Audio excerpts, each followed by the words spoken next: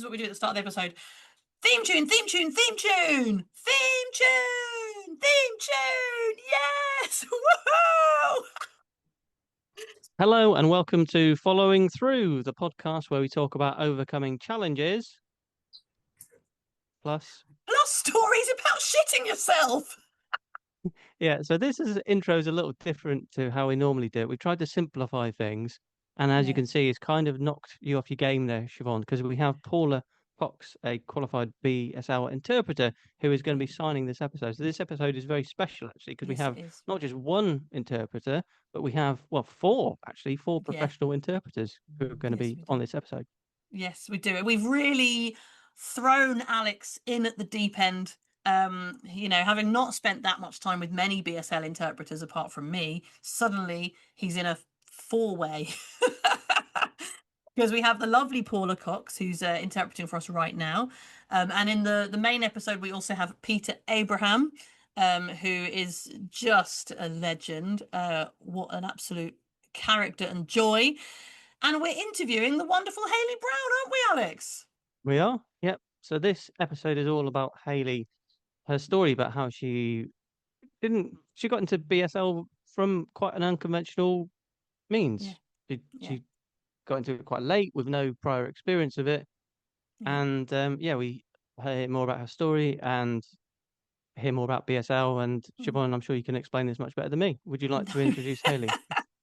No, you've explained it beautifully. No, it's really great, and it's really great to be doing an accessible episode. I just wanted to, since we're talking about BSL and becoming an interpreter, I just wanted to make sure that this was fully accessible to the deaf community because it might be of interest to them. So that's why we've got Paula and Peter interpreting today, and have done an amazing job. Hayley Brown is a podcaster and content creator, which I realize is really hard to sign. So I'm looking at Paula apologetically for all this. And she's obviously also a BSL interpreter and a single mum. And she's brilliant. I connected with her back in January. There was a deaf person, Lucy Jones, who told me, have you heard of Hayley? She also does podcasting and interpreting. And then, You've been trying sorry? to get Hayley on for some time, haven't We you? have, yeah. Yeah. We were going to do this episode last season, weren't we? And then we had to cancel. But we've been wanting to get her on for a while, so it's really good to actually get her on. And for me, this is a really special episode because obviously I've told you before, Alex, how becoming an interpreter, it took me 10 years. It sounded like it probably took Hayley 10 years as well. Paula, just show me with your hands how many years it took you. 12! Oh, wow. Yeah, 12 years, because actually Paula was a single mum as well whilst qualifying as an interpreter. Fuck me, I don't know how you do that. So it was just really great to, it is a real proper thing that you follow through with. And we've really gone into that this episode, haven't we, Alex? And it's not something you can really partially do. You really have to commit to it. You do. You have to immerse yourself in it. You have to commit. It takes time. There's a lot of heartache. Like, there are times where I would come home crying because I just didn't feel like I did a good job. Times where the content, the information is just too hard and you can't cope with it because it's a job that exists in the moment. And sometimes it's just very overwhelming. And when you're training, that's really hard. But as you become more experienced, you get used to that and you get these coping strategies. So it's a hard job, but it's a great job. And it's been a joy to get into it with the wonderful Hayley Brown in this episode. Right. I'll do nicely. Okay, so let's introduce Hayley Brown and get into it. There we go. Should we start? How are you, Hayley? You all right? Sorry, I never get that on camera. There's all potential for wonderful comedy gold. Good. I've got two comedians. Yep. And two interpreters. Yep. Two of my favourite specimens on the planet. Peter does seem quite funny as well, so I think he could be a comedian. Peter has done stand-up. Is that right, Peter? Right. You used to be a comedian, or do you still do comedy? Well, I did do it for a while and I was quite brilliant, but no, this is your turn. So I'm trying not to shine, but to be honest with you, it's quite easy. I am a little better than you two. But no, seriously. How many sold out runs at Edinburgh Fringe do you have? Well, I am actually sold out. Okay. I am, yeah. No, I'm not even going, you can't. All right then, see you later. If you missed that, Paula, he said, I'm not even going, you cunt. So he's already called Alex a cunt at 10 minutes into the podcast, and this is actually why I wanted to book Peter, Alex, because it was you're not a liberal cunt. use. Seriously, you're gorgeous. And literally, I'm getting a semi watching you do a blowjob to that microphone on screen. Like, I'm going now. I am going off. Sorry, Paula. This is interpreter gold, because he's breaking all the rules of interpreting, and I love it, because I'm a bit of a rule breaker as well. And I'm meeting other interpreters that like to colour outside the lines. Yes, baby. That might be quite interesting, talking about rules and of the interpreter and how you kind of push them and break them. Well, I don't know if you want to say you break them. Well, it's very boundaried. There's a lot of talk about boundaries in our profession, and people can get a bit obsessed with it. And actually, my background is getting drunk with deaf people, so I've come into the deaf community from a very unboundaried position. And obviously, we're going to explore how you got into the deaf community as well, Hayley. And actually, there are a lot of deaf people who do want to laugh.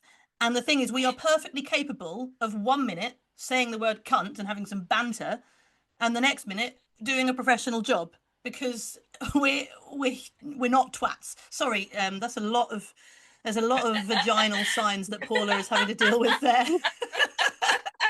I'm learning already. So. Here we go. Perfect. Although I should apologise, because obviously it is better to learn, like hearing people always go, oh, you're an interpreter, can you teach me the swear words? And I always say no, because it's not our role. That's the role of a deaf person, if they want the hearing person to know. Do you know what I mean? Also, it's very annoying for a deaf person to only get asked about the rude words and swearing words. Like, how about you ask me the words that are actually going to help me get through the barriers that this life has, and not just entertain you? I'm not here to fucking entertain you, so fuck off. Yeah, exactly. Like, literally. Oh God. Sorry if I've just squashed every hearing person's like shit. That's all I ask a deaf person. Like, shit. I mean, we're giving a great view of our profession, aren't we, with all our swearing? Eek. Are we going to get cancelled by the NRCP? No, that'd be fine. I get cancelled by my children if they see this. Like, I'm gonna be like cancelled. My daughter is well out the door on her way to uni, and I'm pretty sure she's not gonna come back. Oh, hey, your work here is done, Hayley. Yeah. Level parenting complete, finished. So it's so exciting to have you here, because Hayley she is one of my heroes. She does an accessible podcast. So she makes sure it's always subtitled, and she actually interprets it herself, which is what you asked me to do initially, Alex. And I was like, oh, no, I'll shit myself. So I apologise to the deaf community. I haven't done that, because I just get sort of signing on camera just makes me a bit scared. So that's one of my little blocks. I have been trying to subtitle them, but I'm shit at technology. So I've got a bit of a backlog. And I'll be honest, there hasn't been a demand from the deaf community to just watch me talk shit. So that's fine. It's almost as if deaf people have better things to do. You know what I mean? So this is very special. Sorry, what was that, Hayley? I was just going to say, like, deaf people and podcasting is a new thing. Like, I've spoken to a few deaf people, and they're like, because it's an audible format, so the whole concept hasn't yet really fully immersed itself in the deaf community, and I think they're slowly starting to understand it. Watching people conversate, like, it's a whole new concept. Yeah, and it might not be the most crack, to be honest.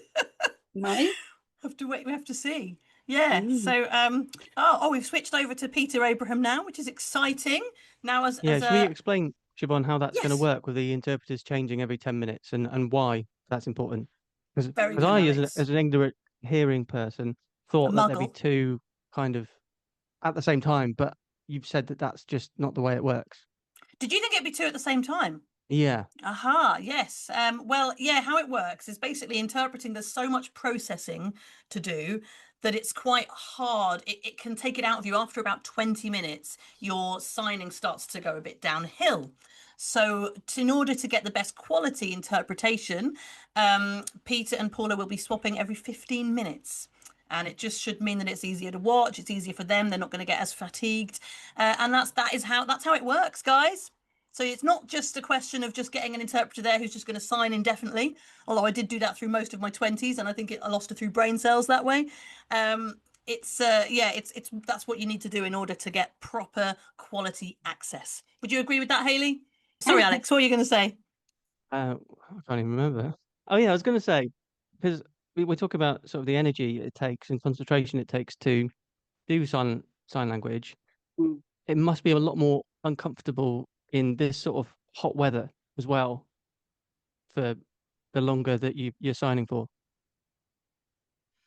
What do you think? Yes. I mean, yeah, I think anything cognitively, because a lot of people think that interpreters, they're using their hands and they're like, oh, you know sign language, but we're actually paid for our brains, which is mental, because I've never been considered quite like academic at school or intellectual. And I think now we're starting to understand a little bit more about actually intelligence can look very different, and like these neurodiverse people that are skilled at processing things in different ways. Yeah. And that's the beauty of interpreting. Like you are using your brain to just translate, and then the hand bits, that's very secondary, I think. You know. Yeah, although it can be, I kind of get RSI, I think, from mentioned about through my 20s, just signing away all the time through all hours. And I don't know if I looked after it. Achy hand. So I have to be very careful these days now that I'm older. To think, but this is what I want to kind of get into, because we have come into this BSL interpreter journey, I think, at different stages of our lives. So I've mentioned this on the podcast before, but I'll just give you a brief overview of how I got into it. I was age 17, working with kids with disabilities, and I saw them using sign and was like, oh, that looks great. I said to my mum, can I do an evening class? She said yes. Luckily she funded that as well, so I was very, very, very lucky.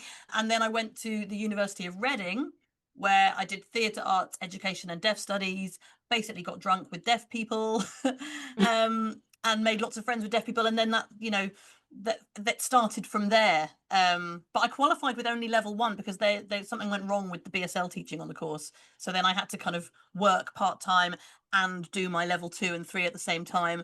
And it took me about 10 years, from 17 when I started learning sign to 27 when I qualified. But I've done it at the start of my adult life. Like, that's been, do you know what I mean? And then I've done all the grown-up shit. Whereas you, I believe you've done a fuck ton of adult stuff early doors. Like, you had your first child at 20. And I'm just wondering, so you've had significantly more barriers than I had. I don't know if you had mummy or daddy paying for a course. Like, I'm putting it out there. I was very privileged. So just talk us through how this, your journey basically, and how you got here. Yeah, I mean, we're very fortunate to live in a country that has a system in place that supports single mums going to uni. So, you know, uni student loans, in fact, you know, I don't know if you had a student loan, but I did. I drank it. Alex, what did you do with yours? I bought Queen albums and DVDs and lots of snakebite and horrible beer. Yeah, I can't say I didn't use it broadly as well, because I did have like 3 jobs as well, because I kind of like used it.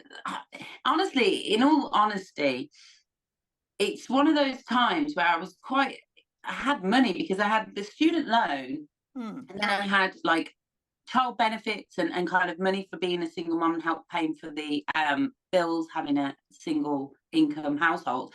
But then also I had like 3 of the little jobs going and stuff, and the 3 didn't interact with each other, so they didn't back then there wasn't this like, oh, if you're earning this, you can't get the student loan, or if you're.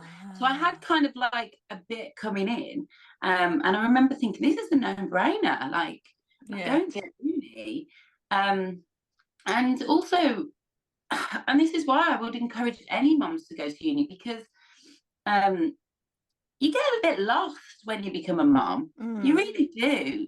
And you just, your whole life's immersed in these kids, and it's just like, and if you're someone like me that gets their energy from people, gets their energy from doing things, gets their energy from interacting with the world, and go do, for me, it made me a better mom.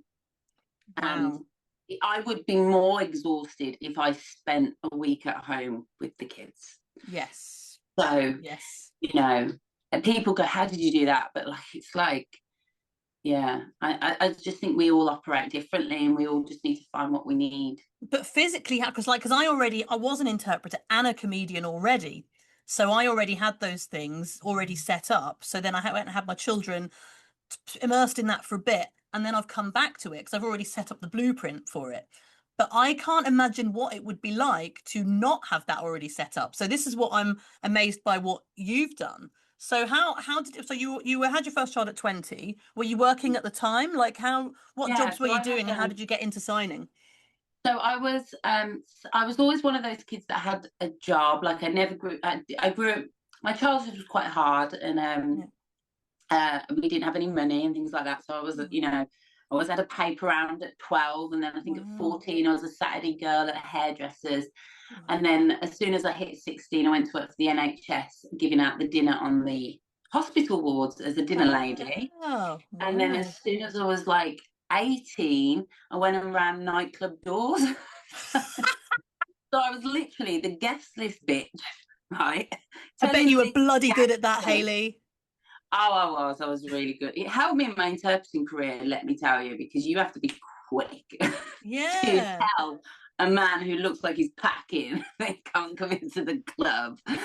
And then, like, I would leave the doors at 2 in the morning, and I'd be on the hospital ward in a hairnet and a tabard, giving out porridge and seeing people that I just like turned away my high heels. Like, I just worked. I've always worked. So when I became pregnant, that's when I went, can't really do this life. I need to have a career. Like, my baby's going to be looking at me, you know, and I thought, okay, I've got to get a degree. And I had no idea, like, what kind of degree I wanted to get. And then I just saw some people signing, and I was like, oh, that looks cool. And this random thing, everyone always goes, how do you get into sign language? And some people like have deaf family, deaf friends. I'd never even met a deaf person, but I just saw it. And then I think I Googled interpretive sign language. Like, oh, that's a thing. That's a job. I could do that job. And then, that's it. And then my friend researched where you would get qualified for that. So I researched the kind of qualification process, and it just opened one of the leading places to become an interpreter was Wolverhampton. Of course. Which is where my kid's father's family is from. So I was like, oh, well, that's, you know, the universe was making things happen. I'm very much someone who listens to the universe, and just, if it all falls into place, and it did. And I love my job. Yeah. It's a great job. I feel sorry for everyone who isn't an interpreter. Sorry, Alex. Or everyone who isn't involved in the deaf community. Out of the 5 of us. You've got to live with it. He's got to live with it. God. So how old were your kids when you went to uni then to start studying to become an interpreter? So I gave birth at 20. I decided I was going to be I went to uni in 2008, which was 2. So she was 2 or 3. Okay. And then because I did the foundation degree, so it's like what you said, like you qualify with different levels. So there's the degree element, which is almost a bit like the deaf studies degree mixed with where you study the culture and deaf people. And then you have the interpreting modules where you study how to translate English into sign and sign into English. But then you have your language that's very personal to you. And some people will develop language quickly, slowly, good. Like it's language is like one of those. I don't know how to describe it. Like, how would you describe language? It's just so I don't know. It's just something that's part of you. So it's so subjective. So you can like finish a degree with a level of language that might not be ready for interpreting in the profession. But yeah, I did the foundation where I literally was learning to fingerspell, because back then there was no apps. There's no apps, no online resources. Like everyone, I think I can show your age, don't you? When you like. Well, hang on, because when I started in 2001 learning signs, so there wasn't anything then either. So you're talking 2008 is when you started then. So it's still a good almost 20 years. So you started a degree without any knowledge of sign language at all, so totally from scratch. Because when you started learning, you knew the basics, didn't you? I did level 1, age 17. It was an evening class, and obviously because I was 17, I thought I was fluent. As you do. So I arrived at Reading and I was like, I'll interpret this, I know it. And of course, I know now, I didn't know it. But I did have the basics. But there were people on my course who had no knowledge at all. Like they come in totally with nothing, like you would have done, Hayley. Were there deaf people on your course? Not a foundation degree, because that literally was just people trying to learn signs. I think potentially in the year 2. So altogether the degree was 4 years with the foundation degree. And then I had to repeat a year because my mum died very inconveniently. Oh, good Lord. During the second year. So altogether it took me 5 years. And then you've got 2 years where you're allowed to register as a trainee. Is it 2 or 3? I can't remember. They changed. JTI. Was this back in the days where we used to have JTI, Junior Trainee Interpreter? So if you didn't have imposter syndrome before, you definitely did after. You were like, hello, JTI, can I interpret? Oh, I'm not very good. Interpreter. No, I got to the level 6, so I got trainee. I was like, no. It's like, you just feel sorry for me because I've just given birth. Come on now, have that back. Oh, what? Because had you just given birth then? Did you have your second whilst you were studying? Yeah. What the fuck, Hayley? My assessments, I was so fat and like I was just about to give birth, but my nose was like out here. I looked like a turd, and I'm signing away. And then half of the videos of my assessments, I'm like, back to door, and I got a little baby that I'm breastfeeding and my tutor's holding. Yeah, it was mental. What the fuck? Oh my God. Were you a single mum at this point, or were you with the dad? Kind of had second as he was on his way out the door. That's good. Just to cement that non-relationship. Always best just have another baby with the guy. Yeah, I was like, before you leave, if we could just give her a sister. So we were together because he stayed till like she was 1, and then I met him when I was 17, so it was one of those, it was a relationship, tried for 12 years, but it was very not meant to be. But he's an amazing dad, and I've got the most incredible kids that are thriving. It's amazing. But did it mean that during the degree he was an active co-parent, so you weren't having to do it all? No. Yeah, no. Yeah, no. Oh, okay. No. You just did it all. But how? As a mum, like I don't know if Paula's story here is similar, whether she was also a mum already when she got into interpreting. So I don't know if sorry, I don't have a little nod. I was a single mum as well. Oh yeah. Fuck me. You see, Paula's got a great story as well. We could do like a whole other episode with you. The term co-parenting, it just tickles me a little bit, Oh, is it okay? You find it wanky? Yeah. I mean, means communication, connection, consideration, coordination, all the co-words that exist in co-parenting didn't rarely pop up. So wow, when you're young like that and you're just trying to become a parent, that's why I've called the podcast Inadequate Mother, because we don't all know what we're doing. Yeah. I've got a few questions. I wanted to just go back to when you started this degree with no prior knowledge of sign language. How long did it take for things start to click together, and just how challenging was it to sort of enter this completely new world and adapt and learn? I think for me, so when I was at school, and you know that you're like, I don't know how old you are, you're like 15 or something, and they say go and do some work experience.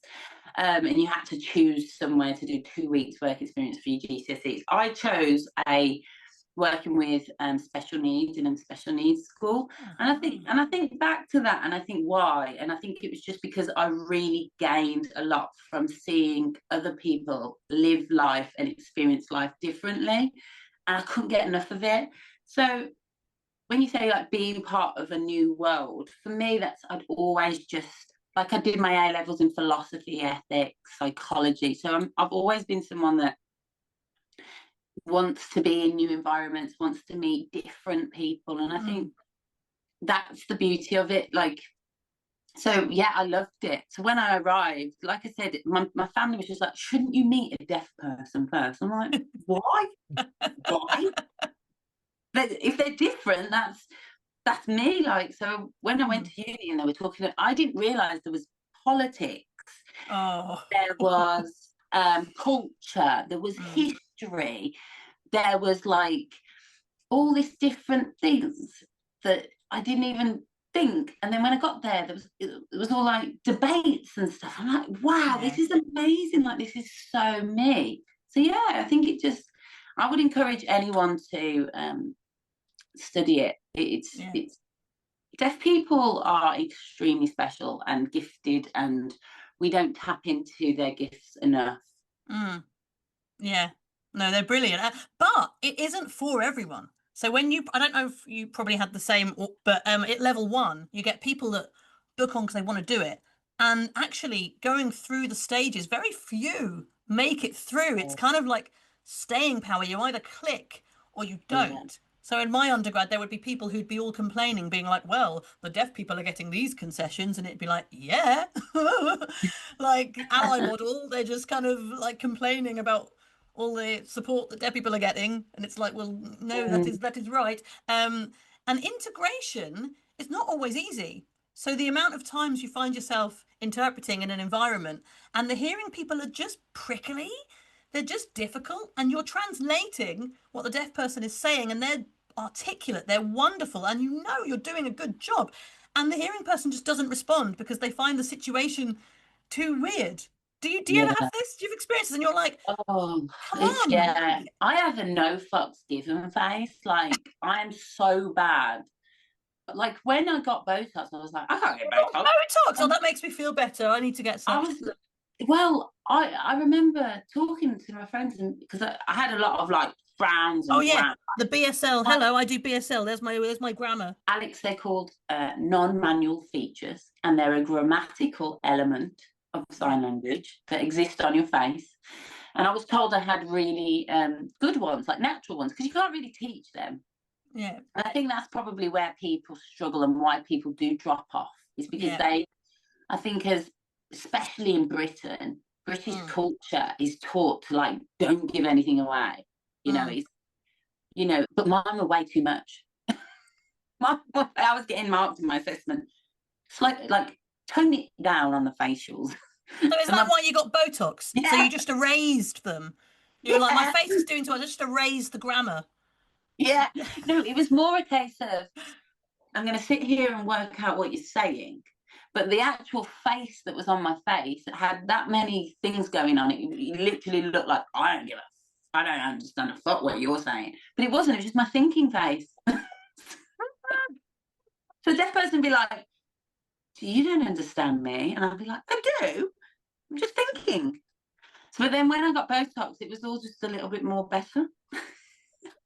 Okay, so moral of the story, I might get Botox now. No. I need to. Don't, because you'll get me cancelled. I was listening to the episode you recorded with our friend Luke Thompson. Yeah. Sort of an introduction to sign language. And you were saying how facial expressions are so important in sign language because they convey the nuances. Mm-hmm. Yeah. Mm-hmm. It's a grammar. It's like and they've had to fight for that, haven't they? Because they've had, like, linguistics would argue that didn't make it a language. Yes. So for it to become a legal language, it has to be linguistically qualified, basically. Yeah. So people have had to fight to say, no, this is a grammatical feature of the language. Yeah.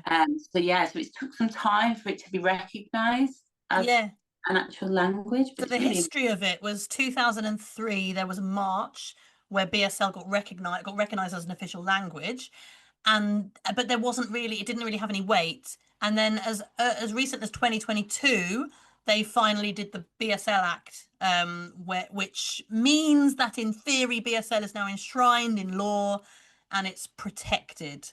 What that actually means for deaf rights, we have yet to see, because the government, Labour, didn't the pandemic do something for you with sign language? Because for me, my connection with the deaf community was mostly done through kind of my adult life and going to the pub, and then I already had my kids 2018, so I was already kind of turning into a bit of a, we know how you are when you have babies and you become a bit of a hermit.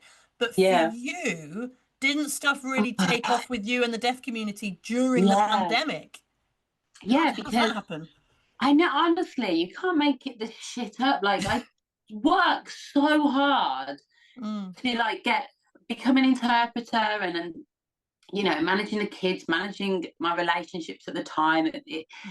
And also there wasn't that many course providers to get you fully qualified. So when you become a trainee, you've then got to seek out some courses to build up your portfolio. You've got to do a lot of work. It was just like, and it's also important to state that throughout this 5-year degree, 7 years of training, your income isn't that great. Like, you're not getting paid that much. So there is a lot of like, what am I doing? Like, I'm just wasting so many years, and I'm not. But in the end, I just went back to university to do my master's degree. You did a master's. You did the MA. Leeds, was it?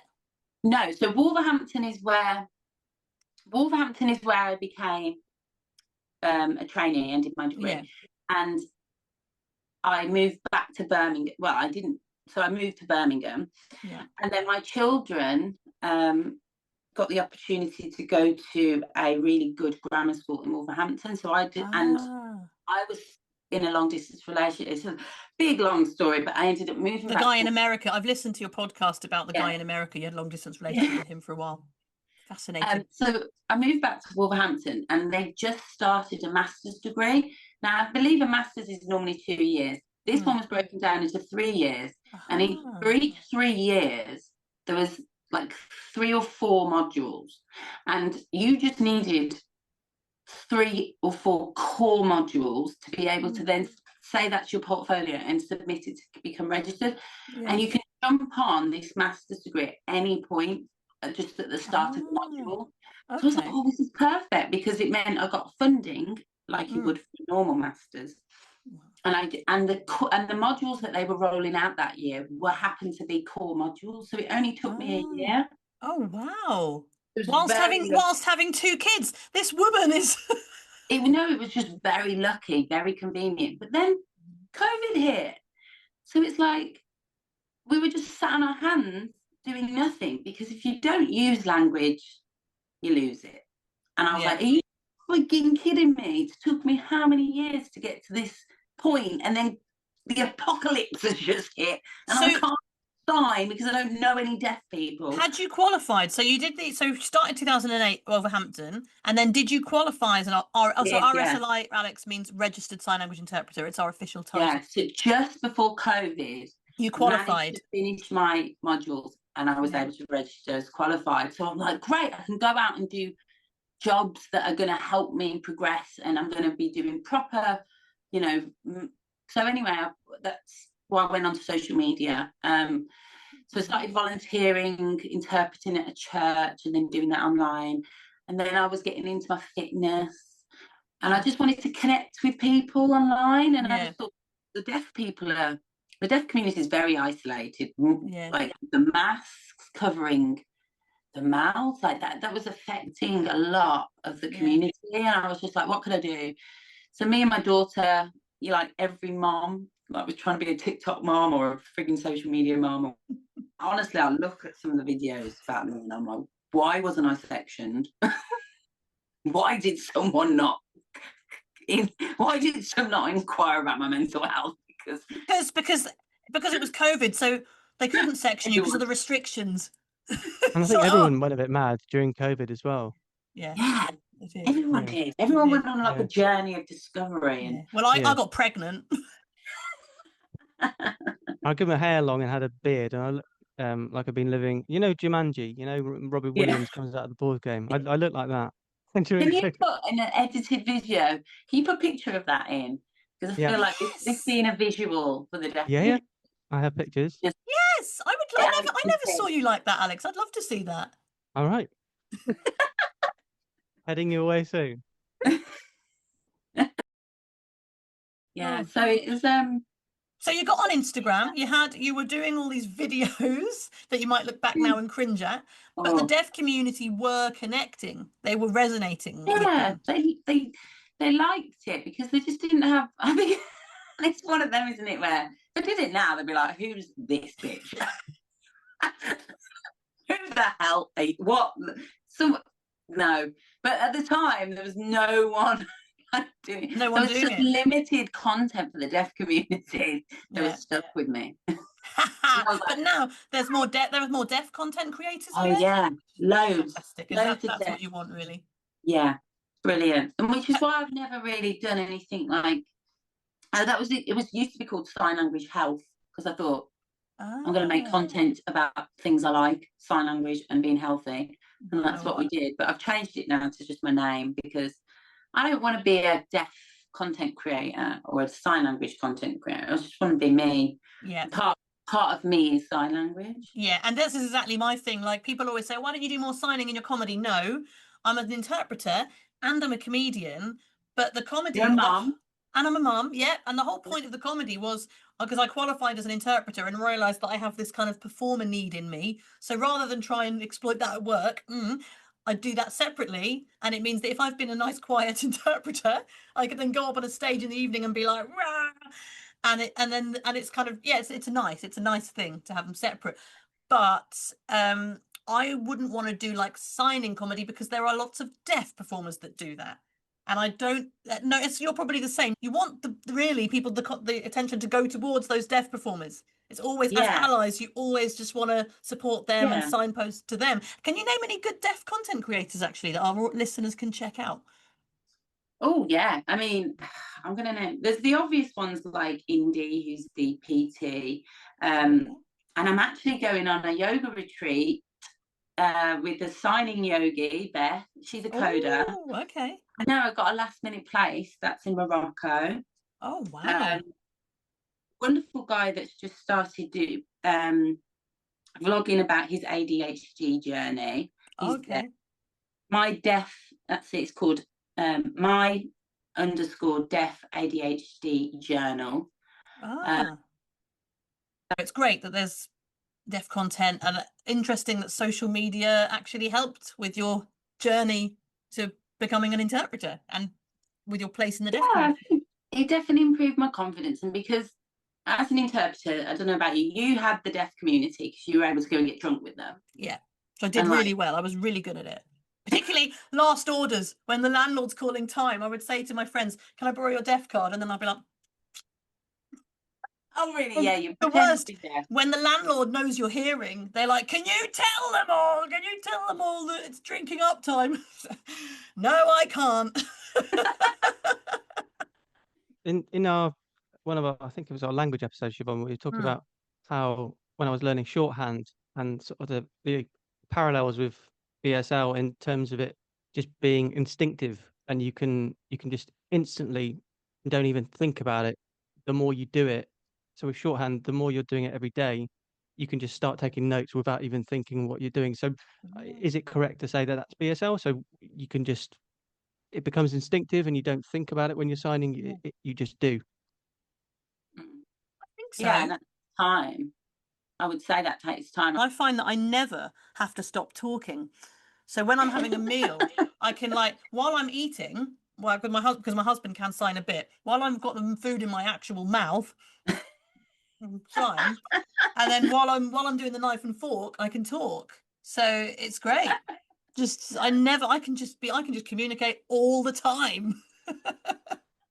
Great for us talkers, yeah. 100%. Love that. I wanted to talk about sign names. So this is something that I also learned from listening to Luke's episode, and it's really cool. And I was just completely oblivious to this, that how, I thought just name and sign language would be you spell it out with letters, but no, it's symbols, and it's really cool. Hayley, what is your sign name, and could you give us a sort of a backstory? So again, I was a slow burner with this as well, because realistically, you need to be given your sign name from the deaf community. It's like the Jedi Council. Yeah, and if you're, because like I said, Siobhan, you went out drinking. I was a single mom. I had to go home, look after the kids. So my interaction with the deaf community didn't really start until I qualified, and then I started vlogging. And interesting. Getting people, and that's. I mean, I could say I was part of the deaf community, but I was more of a tag along, or like I might rock up now and again, and I will be there. Or if I'd got 5 minutes spare with the, if I'd got a babysitter, I might come. I did try. That's really hard. Just extra respect for how you did that, because I'm doing it now as a comedian. It's really hard. Wow. Yeah, and it's having that kind of genuine connection, rather than, and I think that's. That's what I want to drum home to people in terms of like how social media can really help, is because you're not necessarily going to have that genuine connection with the deaf community if they're not your people. But now, because everything's globalized, you can literally connect with deaf people that are interested in knitting, or interested in, being a parent or fitness or whatever, and then you can have a genuine connection, and then genuine connection will make genuine language develop a lot quicker. Yeah. So, for me, that was definitely the case. And then when I took that opportunity to ask my followers to give me a sign name, and because I had my hair in braids, and I was always braiding my kids' hair, we decided on that. That was my sign name. Because it's so visual, Hayley. Hayley Brown. Okay. It's just a visual thing. That's so. I think everyone should have a sign name. I always forget people's names. Yeah, well, it's my sign name story. I don't know did I tell you it? It's Siobhan Ketchup. So I got into uni. Now, funnily enough, a lot of my favourite deaf people, all my very good friends, are based in the Midlands, where you're from. Wolverhampton, you've got Deirdre Maguire. She's fabulous. Hopefully Deirdre's watching. She's watched episode 1 of our podcast, so hopefully she's watching. Mary Jane, lovely Mary Jane Russell Clifford, very good friend of mine, and Roger, who was best man at my wedding, who was my housemate, and he is the friend that I met on the first night of uni, and he'd given me a load of sign names, but they were all really inappropriate. So because I kept telling everyone I was going for a shit, I was like, I'm going for a poo, and like the deaf people are all like, all right, why are you telling us? And so Roger gave me the sign name Shit. He then, I was announcing when I was farting. This was when I was 18. I'd like to say I've matured. Don't think that with this podcast. Don't think I have. And then he was farty, so I was farty. And then he said I should be porn, because Siobhan sounds like porn. Oh no, he wasn't being creepy. Don't worry. Look at your lovely expressive face, Hayley. So we were coming up with all these, and then I was always late. So it was like late. And it's like, no, hang on, none of these are good. We were starting lectures. This is during Freshers Week, and we were starting lectures a week later. And we were like, oh no, I need something that's going to be appropriate for lectures. And they noticed I was using ketchup, so Siobhan. But that could be seen as a very inappropriate style as well. Oh yes, Hayley. Yeah. For everyone that's listening and not seeing on YouTube, it's basically how you pour ketchup looks a lot like how you would wank someone. So really, you have never had an appropriate sign name, Siobhan, ever. You're right. You're right. And I love the way Paula did that. She did that beautifully. I was watching her for that. Yeah, you're right. It's still, because also I had a lecturer at uni who didn't like me, and she would sign it the other way round. So the ketchup bottle was the other way round. So she was just calling me wanker. Like, but Dave's, my husband's, is even worse because we met at university, age 18, and the first time he met deaf people, he was really drunk and he vomited everywhere. So his sign name is Vomit. And the thing is, he's Alex. We all have sign names. They're like the best things ever. Absolutely. No, we should. Alex, we need to give you one. Yeah, and I've seen the video that you posted in the group chat, Siobhan. I've seen the sign that you have proposed, and I'm not too keen on it, I'll be honest. Oh, you don't want to be loved? I just thought I'd give you love. I don't want to be loved. Love. But I just think it's obvious. And growing up, 40 years of my life, it's been a bit of a curse, this surname. Oh. And so I'm keen to not have that. So it opens up a challenge for another. I have another idea, but it's not for me to determine, is it? But I'm just going to throw this out there. So, so what is the sign, BSL sign for sludge? Oh, that's his shit name. When he went to uni, sorry, it's a very complicated concept. Yeah, Paula's doing that really well. But when he went to uni, they all had different code names for their shits, for the types of shits they did. The housemates. We were known as the Shitastic Four, and we were very popular with the ladies. And I don't think they were popular with the ladies. I think he's using sarcasm there. And we all had code names that based on sort of things we left in the toilet after we'd been. So one was called Smell, for example. Another one was called Solids. Another one was called Snake. So I was Sludge. So I think that's more interesting than I think Sludge is more interesting than Love. Let's have a look at what Paula's doing for that. Sludge. Oh yeah. Sludge. Looks like a bit of a skid. Yeah. Yeah. So yes. Yeah. She's lovely. She's Paula's unpacked that really nicely. But it's not for me to determine my sign name, and I like that. It's something that's bestowed on you, and that's nice. Okay. So if there are deaf people watching, and thank you if there are. We've got the interpreters there. Oh, Peter Abraham has put in the chat, but imagine having to explain that every time. Yeah. That's the problem. People go, why? And then you've got, which is a good conversation starter. Yeah. Which is why I have one. But it can be annoying if you just want to dip in and dip out. Well, deaf people watching, if you want to think of a sign name for Alex, please tell us in the comments or tell me on Facebook or Instagram. See what sign name you want to give Alex. He's open. He doesn't want love. Don't want love. Too boring. It's boring having love in your life. So he quite likes sludge, and Paula come up with a lovely sign there. Which is really hard to do with sweaty hands. I hope you've been all right with that, Paula. That's goodness me. That's a great challenge for our listeners, isn't it? Yeah, I mean, the sign names are brilliant because they do involve you having to know the person, and it's almost like, it's a part. The deaf community will get to know you and then pick out the obvious characteristics that you have. Yeah. And what's rememberable about you, and they can be very direct and rude. Like if the most rememberable thing about you is maybe a big like mole on your face, that will be your sign name, even if you're really sure about that mole. And that's just what me and Siobhan can relate to, is that no shit's given, like it is what it is, like don't beat around the bush type of mentality that you get in the deaf community. It's just it's just a bit very direct. Not for everyone. Ironically, BSL is not very British in many respects. Very. That's very true. And it's interesting, the sign name. I think I know different cultures around the world, different tribes, they have ways of expressing names, and I think there are tribes that give. I remember hearing about a tribe that gives everyone has their own song and which sounds really cool. That So is cool. there's lots to learn about it, and I've really enjoyed just learning more. And I've just sort of dipped my toe in, really, barely a toenail actually. So there's way more to learn. Alex, do you want to introduce the shit or miss section?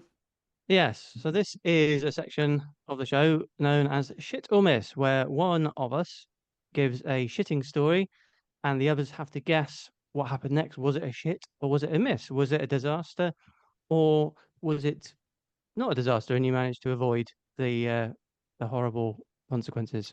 So, Peter, you are going to be providing this story. So, I'm going to give you the floor. Take it away. I have to be careful I don't shit on the floor, don't I?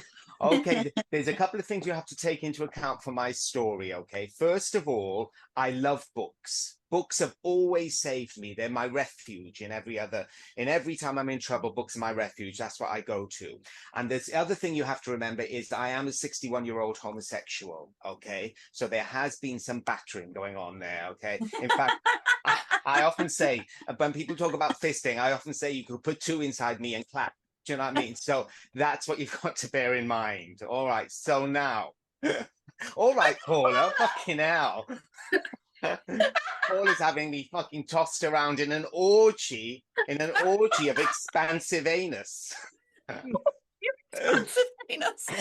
Now then, okay, so what happened? Now, another thing is I'm a vegetarian. Well, I'm a gay vegetarian, so I'm a vegetarian, okay? And so what happened is I have stopped drinking milk. And I hadn't drunk milk for years. I've been on oat milk. But what I did like was a Starbucks hot chocolate every now and again. And so one day I was in the West End and I went to Starbucks and I got a Starbucks hot chocolate. But you know, in the powder, the hot chocolate powder, there's milk granules. And I think what's happened over the years is I've become lactose intolerant, which sounds very lesbian soya milk, doesn't it? But I do think I've become a bit lactose intolerant, right? And so I had this hot chocolate and I was just walking along. It was in Oxford Street. No, was it Tottenham Court Road? Are you going to check? Anyway, it's one of those. And I was walking along. You're going to check. It was Tottenham Court Road, right? Because there's a Waterstones there. And I think you would check, Alex. I think you would, just to get it.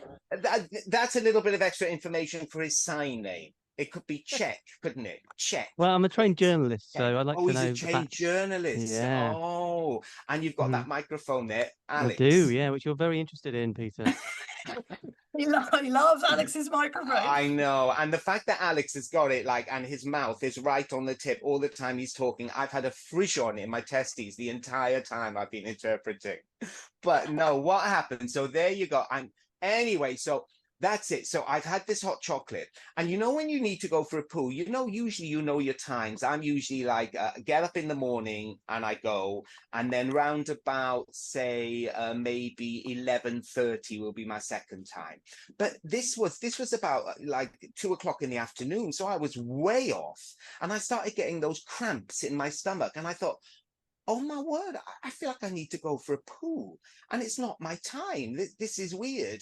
And they started getting really kind of persistent. And I thought, right, there's nowhere for me to go. I cannot go for a poo because as an interpreter, the other thing is when you're interpreting in hospitals, every good private toilet for a poo. Am I right? Yeah. I know every toilet in every London hospital that's good for a poo, but I wasn't working. So I was on the street, so I was unarmed, I was uneducated, I was weak and vulnerable. So I thought I'm going to go into a bookstore and the books will take my mind off the physical need to poo. So I went into Waterstones in where was I, Alex? Tottenham Court Road. Keep on it, Alex. Keep on it. So Waterstones. I mean, that name in itself is quite quite symbolic. It is, absolutely. And I went in there, and that's where I'm going to leave my story. So I'm going to ask you, do you think on this occasion, the books, my refuge in life, because they've always saved me. It was when I was a kid, Narnia, that got me through Lion, the Witch and the Wardrobe, the whole series. Yeah. And then as a teenager, porn, because we didn't have visual porn when I was a teenager. It was magazines with all the pages stuck together. And that got me through my teenage years, literature. So was I saved in Waterstones? I don't know. I don't know about this one. Alex, Right, I've got some ideas. Go on. So, Go on. I love the think, fact Peter, that Alex is going to talk about my anus. well, I mean, it's unavoidable, really, isn't it? So I think you found a corner in Waterstones, and you found like the worst book you could, like something like maybe I want to say Liz Truss's. Jeffrey. That what's his name? Jeffrey that Tory Archer. Jeffrey Archer book. I found it. Yeah. Were you going to say Liz Truss's? But Liz Truss, diary she's written a book recently. But I think. This Liz Truss would be the same. Yeah, you're absolutely right. And like Truss Boris Johnson, is kind of symbolic as well. Some shit written by a politician, and I think you found a corner, and I think you shat inside the book. Okay. I don't think Peter would do that. You think what? Because he's such a gentleman, Hayley. And we're all so professional. We have boundaries. And Peter's boundary is not shitting inside a book. That's his boundary. Anything else? I think that's a healthy boundary. Now, Siobhan, do you think I shit myself? Okay, expansive arse. So I don't know whether that means there's a vast archive. They've got a big filing cabinet that can really hold a lot of shit, or whether it means that the anus is not as tight as it would have been prior to this incident. So I'm going to say you went into the corner. I mean, Waterstones does have toilets, so there's the possibility that you found a toilet. But you saying you were looking for books rather than a toilet, which possibly you would have been. Yes, I was looking for books as a kind of distraction. And the thing is, I do have I do have quite a tight chocolate staircase. I can kind of hold it very well. But the thing is, what happened? It was like I was stood there and these cramps were getting worse. Yeah. And then all of a sudden, I remember I was looking at a those adult comics, graphic novels of what's that the Handmaid's Tale. Oh, I think it was that subject matter. And the next thing, all I felt was what was happening down there. I regressed to my childhood. And when you're looking up at the ice cream van and you see the Mr. Whippy just curling out like that, that was actually happening. That was happening. Oh, so you sat there, you found a book to read. So you firstly, you prioritized finding a book to read over finding a toilet. Which I was actually stood up. I was stood up. I was doing with a book, Whippy, just shitting your pants, Mr. And Whippy I style. thought to myself, "Oh my God, now I need the toilet. I need the toilet." And I walked over to the woman at the desk and I said, "Is there a toilet?" And I was actually shitting myself as I asked her. And she took 3.5 days to respond. When you need the response really quickly, and she just went, "Oh, it's just downstairs for a ground floor." And I felt she was type something into a computer and say, "Let me check that for you." I know. She went, "Let me call Alex." She went, no, the thing is, she literally, it was like she was going,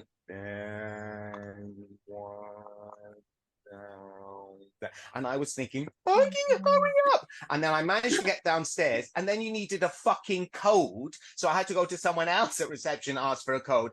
Then 14 years later, he gave me a code. And I get to this toilet, right? And I'm jabbing the code in the lock, and I'm literally pulling the door off its hinges. And because I was in such a panic, I didn't realize there was a little small voice inside going, "There's someone in here. There's someone in here." And then the door finally opened, and it was this young woman who obviously that was her private shit for a toilet, because the door opened. And then she finally came out of the loo, right? And I went in and I dropped my trousers as fast as I could, and there was literally a chocolate blancmange in my pants. And I was I was so happy to be in the toilet, but at the same time, when you've got to clean something up, it was a tiny little room and the sink was right next to me. So I started trying to clear everything up, and like halfway through, I looked in the mirror and I had shit on my forehead, and I just thought, my life's over.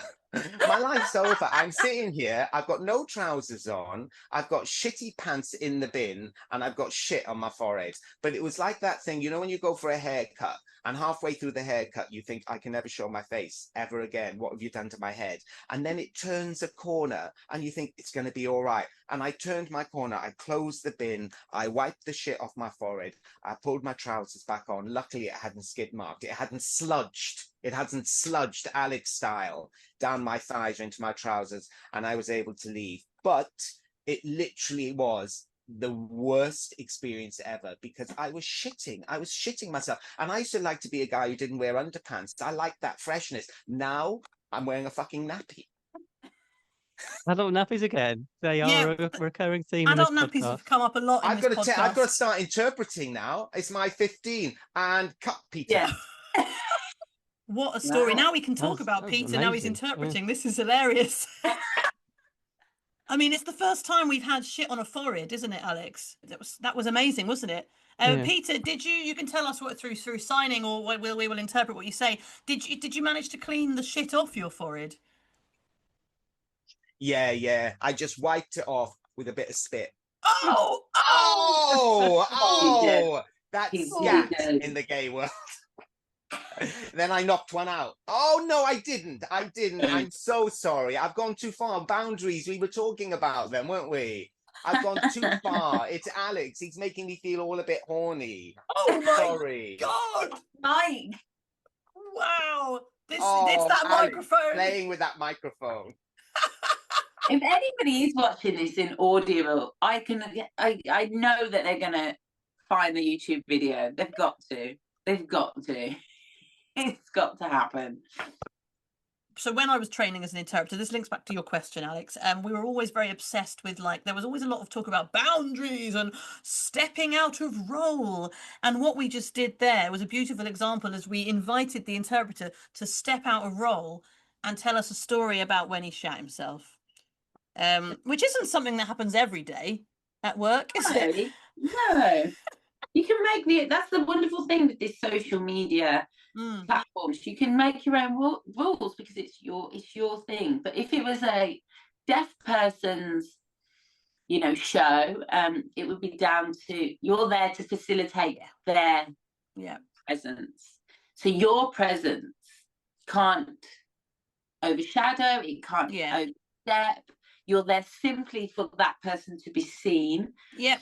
But that's where the boundaries, Alex, are, in terms of when you have strong personalities, like we all do, wonderful group, it is a problem. Like, I remember realising when I was in uni, although everything just fitted, like the politics, the culture, the history, the communication, the language, it was just all something I was just so loving.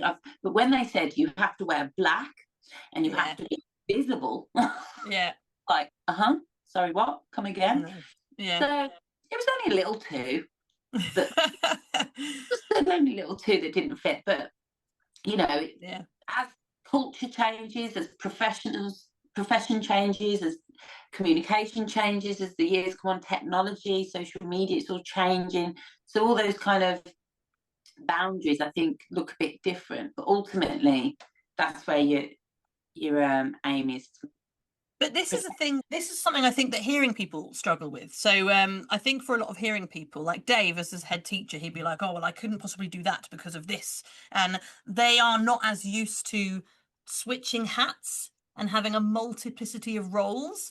Whereas the deaf community is so small, you're likely going to have a deaf professional who is there as a professional 1 minute, and then in the pub with people the next. So that's a lot that deaf people have to manage, probably more than us as interpreters, because we are also in the hearing community. So actually it kind of is possible as an interpreter. But I think, like, when I was first training, I was a staff interpreter for a while for companies, and it was always like, no, but you have to be careful. But the reality is, I think boundaries change for every situation, don't they? Like, there's The Theory of Role Space by Peter PLJ and Robert Lee, who are two, like, really good interpreting scholars. And they say that with the academic references. Yeah, there we go. Just throwing it in. It was a long time ago when I did my postgraduate diploma, but still got the information there somewhere. But they say, like, the theory of role space is that you change every single setting. Your sense of self gets bigger or smaller. And what are the other bits? I've forgotten it. It's like, and formality. So formality, informality, sense of self, it fluctuates. So obviously for me, I work with a lot of clients who I know and love. We have this dynamic where I can totally be interpreting for them 1 minute and doing exactly what they need from me. And then the next minute we might be having a joke. And obviously you then go into like, as a court or hospital, and of course you're then gonna make it a lot. You're gonna be a lot more quiet. Does that make sense? Does that answer your question, Alex? Yeah, it does. It's kind of a fluid thing. Don't want to go back to shitting, but it's kind of it's something in motion. It's kind of ever changing. One scenario is never the same, and that's hard to sometimes get. It's following your gut, following your intuition. Again, back to shitting. It's using gut, and I think that's why I loved it so much, because I didn't know. My brain isn't a logical, computer type processing brain. It's brain starts here. So when you think about there's the gut and brain axis. It is a thing. It's an established thing in science. The gut and the brain are very closely connected. Really? So when people talk about instinct and it just being instinct, it's actually not just this magical spirit. It's actually your brain. Wow, how does that work then? So the brain produces all sorts of chemicals. So, for example, we talk about fight or flight. That comes up a lot in this podcast, but that is because the effect the brain has on the stomach. So due to the stress and what it's interpreting in the circumstances, the brain is releasing chemicals such as adrenaline and cortisol that are stress chemicals, and that goes down to the gut and then makes you need a shit. But there are studies that connect diabetes with dementia, and that's also linked with the brain and the gut axis. I don't think we understand enough, do we? No. There's far too much to take in here, more to find than can ever be found. There's more to see than can ever be seen, more to do than can ever be done. I love the way Peter knows exactly how to sign this. He's obviously interpreted this song before. It's the circle of life. Take much of Siobhan off. Yeah, there we go. Well, you knew what you were doing there, Alex. I knew exactly what I was doing. You getting me singing Disney. Oh, gosh. No, well, I find, this has been amazing. Your journey, I just still can't fathom how you are 20 and you have kids. Like, I could barely scratch my arse at 20, let alone parent. And you've somehow managed to go to uni whilst juggling kids and job. Like, you've come into this world from being sort of working in the hospitals and being a guest list bitch at nightclubs. And promo model. I used to sit on bikes and in leotards and all that kind of shit. Oh God, it was awful. Like, your 20s are just awful, aren't they? Like, I love my life now. I'm going to be 40 this year. I'm going to be 40, and I love my job, love my kids, I love where I am, and I pinch myself daily, and I wake up going, thank you. And that's only because of the work you did. Really shit time. You had a really shit time. I had a really shit time, and I just want to help other interpreters and mothers. But feel like the work will pay off, because we can. And I think you can't tell someone to be grateful for something until they've experienced shit. Like, you know what I mean? Literally in Waterstones. Oh, Peter Abraham has to go. Thank you so much, but I'm off now. I've had a lovely time. You've been amazing. We've all been really sexy. Bye-bye. So have you. We love you. We love you, Peter Abraham. Thank you. We'll wrap up here. I think that's a very inspiring message that you had there, Hayley, because there are several people I remember who would want to learn sign and want to be an interpreter, and they'd look at the journey and they'd go, oh, fuck that. That looks too hard. But I totally agree. It's absolutely worth persevering. As long as reform don't get in and, abolish the Equality Act, and then we all lose our jobs. Even without that, even without the job factor, just to be part of the deaf community and to have knowledge of that language, it's absolutely worth it. And well done. And now that you've at this stage, your kids are going off to uni, you've almost completed parenting. So you've now gonna it's done. No, they don't use the 18. Bye-bye. No, mummy's busy now. Wait. Might have another one though, just to make life easy. Don't do that, Hayley. What the no. This is your time, man. You've served your sentence. Yeah. Oh dear. Thank you for having me. Honestly, I love this. I love that there's another interpreter in podcasting. I think we're the only ones that are crazy, and I love that we've connected. And yeah, it's just really lovely. And I hope we encourage anyone out there, just because you work in a profession or you're part of a community, doesn't mean you have to look and do the same as everyone else. Do what you love. Do what you love. So and I really respect what you're doing. And I respect what you're doing, my love. Talking about shit online. I mean, we're all saying this is a great thing to do. Be encouraged. We may all get cancelled from this. Yeah. What are they going to cancel?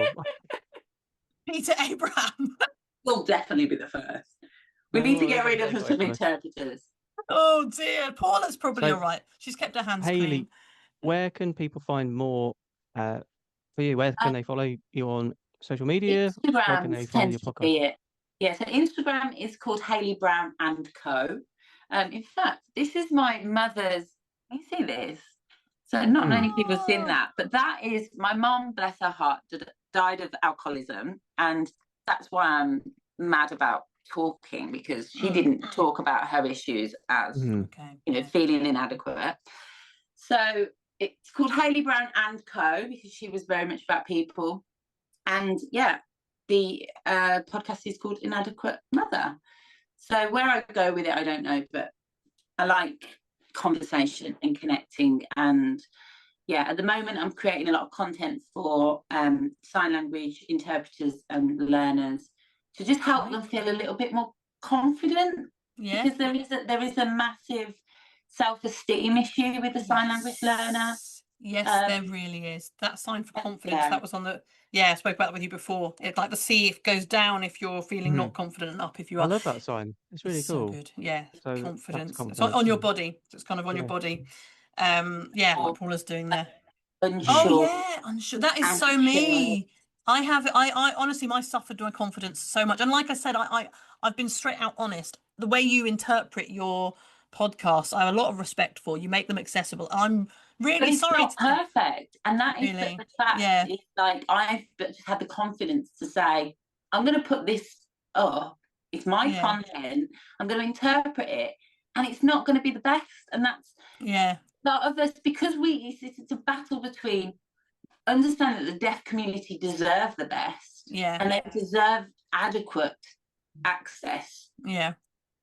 But then also understanding that we're not the best, and we're not always going to give adequate. I mean, the ideal solution, the best solution would be to have a subtitled in a script and to get a deaf interpreter, wouldn't it, to translate it? 100%. So if we had the budget, the money came, if there was money, then, because obviously you're not going to, they're really, really skilled professionals. They're native. Normally on computers and TV, you do get deaf interpreters doing it, translators, but we just need to make some funds for that to happen. But I fully respect that you do that, and my confidence is the reason why I haven't, which is just, I can do it face to face fine, but just doing it on a screen, I think I'd watch myself, my hand shapes would go weird, and I'd go You're just sowing the seed of we've remembered the deaf community in this new format of communicating and connecting. That's it. And I'm just sowing my seed, whether it grows or dies. Or dies, It's just, I'm going to sow it either way. You're going to sow it either way. Go on, Hayley. Sow those seeds. Sow those seeds, my girl. Yeah. And tell us about your podcast. Where can we find your podcast? All platforms. Spotify, Apple, Inadequate Mother, not The Inadequate Mother. Inadequate Mother, and the signing is Inadequate Mother, isn't it? And YouTube as well, so it's all interpreted and just whacked onto YouTube. Amazing. Oh, what a pleasure.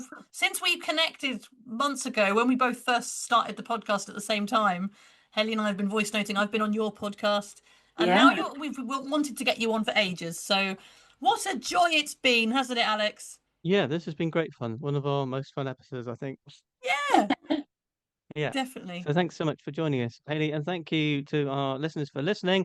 And that just leaves us to say one final thing, doesn't it, Siobhan? No, we And have to thank our remember... interpreters. Oh, Paula. yeah. Oh, yeah. Oh, them.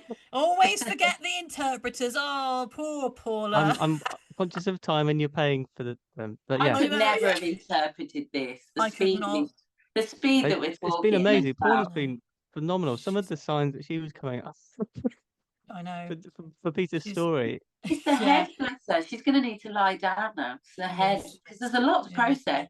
There is. I couldn't have done this. This was amazing. Yeah, Paula and Peter, you're absolute legends. Hope to, if maybe once a season, I can get enough budget to get you guys back, interpret one a season until we can get deaf translators on. Yeah, you've been absolutely amazing.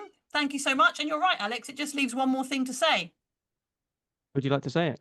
And remember, don't shut yourself. Smooth. Thank you very much. See you next episode. Bye.